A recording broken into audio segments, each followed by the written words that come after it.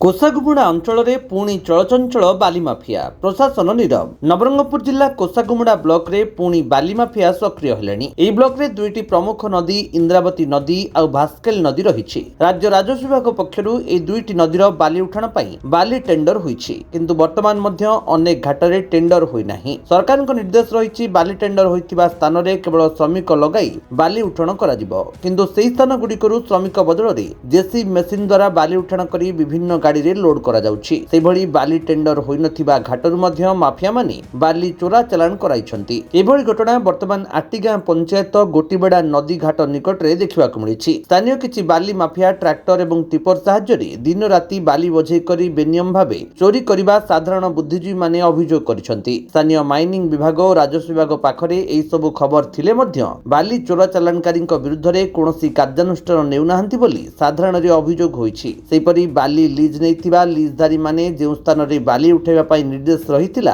ताहा पालन न करी मन इच्छा बाली उठाइतिबा अंचल रे अभियोग होईछि। एही गोटिए रॉयल्टी काटी अनेक गाड़ी रे बाली चालान हेउछि। एहाकु नै बारंबार अभियोग हेउतिले मध्य प्रशासन पक्षरु कोनोसी कार्यानुष्ठान ग्रहण करूनाहांति। वर्तमान खरा दिन नदी रे पानी कम रहितिबारु सुजोग नै किछि बाली माफिया माने विभिन्न स्थान रे बाली सबु गच्छित रखिथिबा बेले एहा संपूर्ण बेनियम कार्य एथिप्रति काहार दृष्टि पडुनाही। एणु जिला प्रशासन एथिप्रति स्वतंत्र दृष्टि देई बाली माफिया विरुद्ध रे दृढ़ कार्यानुष्ठान ग्रहण करिया पई ब्लॉकवासी दाबी करिसंति। कारण किछि दिन पूर्वे संतोषपुर निकट भास्केल नदीरु बाली चोरा चालान विभिन्न खबर कागज रे प्रशासन होइथिला, तथापि स्थानीय प्रशासन एवं माइनिंग विभाग कोनोसी आखिदृशिया पदक्षेप नै नाहंती। तेणु जिला प्रशासन पक्षरु समस्त बाली माफिया मानक उपरे उचित पदक्षेप नेबाकू जनसाधारण दाबी हेउछि। नवरंगपुरु गगन गंतायत को रिपोर्ट, विश्व विजयी न्यूज ओडिशा।